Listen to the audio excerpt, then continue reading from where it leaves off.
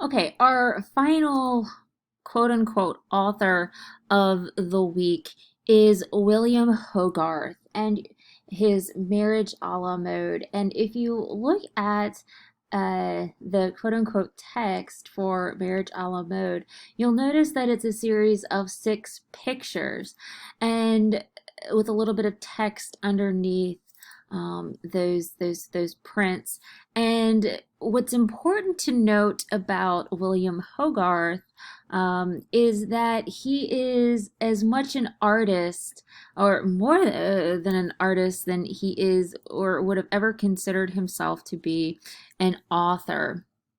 Um, he was born in November, 10th November, 1697, and he died in October of 1764. And his claim to fame was as an English painter and printmaker. And we've talked a lot about the growing middle class and the merchant class becoming wealthy, and with that also comes new views of art. And these middle class people were looking for ways to fill their houses with affordable art, and part of that um, it creates this new industry of prints and painting in a commodity kind of way. And Hogarth is at the forefront of that. He was apprenticed as an engraver. And so these sketches or these prints that you see were it's very kind of interesting. They were originally etched in metal so that they could be um, mass produced on a wide scale level. So not only are these printed on paper, they're actual metal plates with all of these beautiful detail and everything like that. So you can imagine the process. So he was apprenticed as an engraver, and he trained himself to sketch scenes quickly or to catch them in memory. Um, he won a reputation for his portraits and conversation pieces and groups of portraits in which members of a family or assembly interact in a social situation. But his popular fame was forged by a set of pictures that told a story. And those are called A Harlot's Progress, A Rake's Progress, and finally with Marriage a la Mode. He did so many of them. I have this beautiful book, and I'll show you guys when I see you live. This beautiful book about of all of William Hogarth's collected works. But um, I digress. Hogarth painted these modern moral subjects in new ways to market and protect his works, and a copyright bill to ban cheap imitations of his prints, known as the Hogarth Act. So he really kind of pioneers the copyright for art and printmakers. And despite his success, his ambitions to redefine British standards of art led to frustration. He did not get his commissions that he wanted, and as such, he makes an effort to fix the fluctuating ideas of taste by appealing to practical observations, not academic rules, and that was really poorly received. But despite his quote unquote unsuccess as an artist, he is widely regarded for his success as, ironically enough, as a writer because of his satiric art. They have claimed him as the satirist of the day claimed him as one of their own. Swift, Fielding, and Sterne associated their work with his, and Horace Walpole considered him to be a writer of comedy with a pencil more than a painter. And the important thing about William Hogarth is that he really takes account um,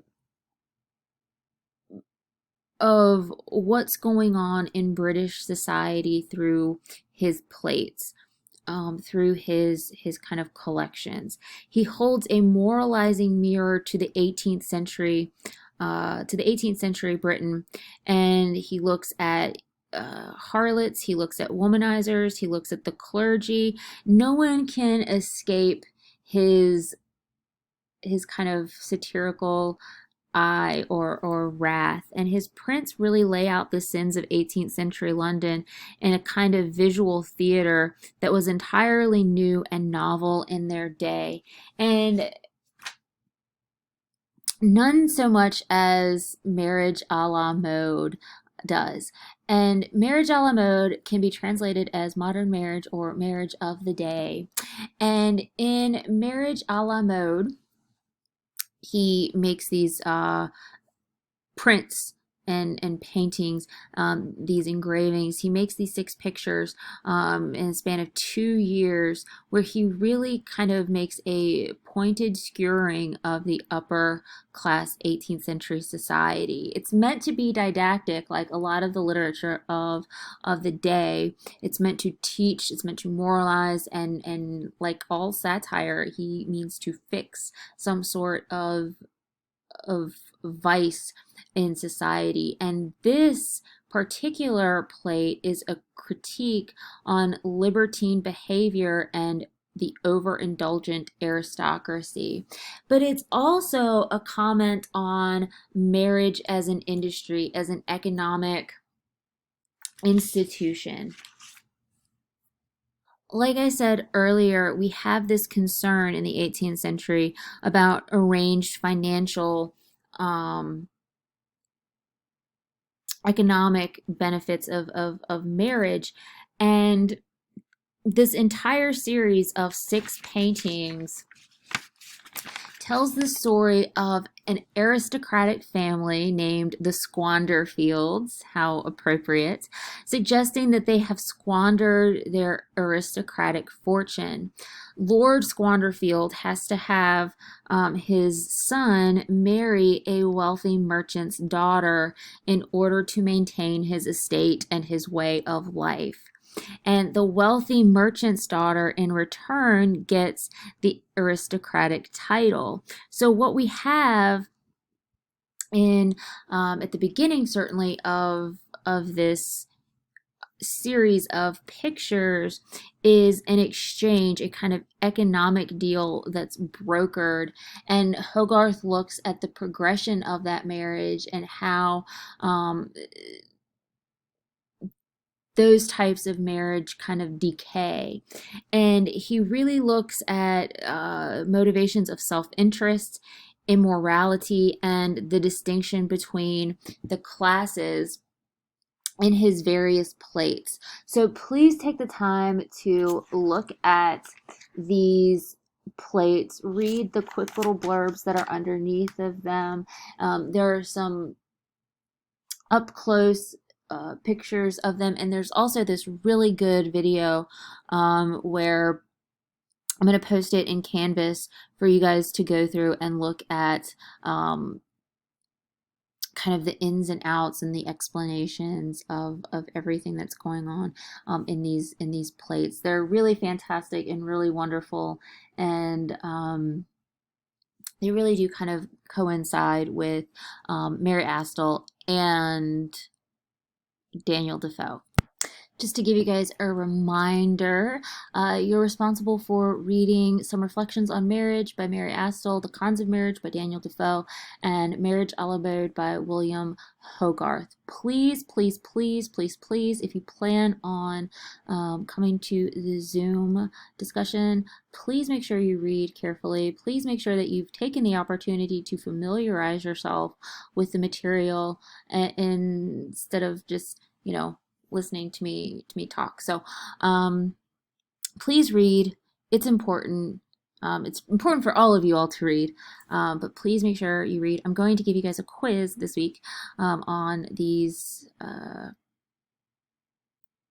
these sections. So please familiarize yourself with them, and I can't wait to see what you guys think and what you guys come up with.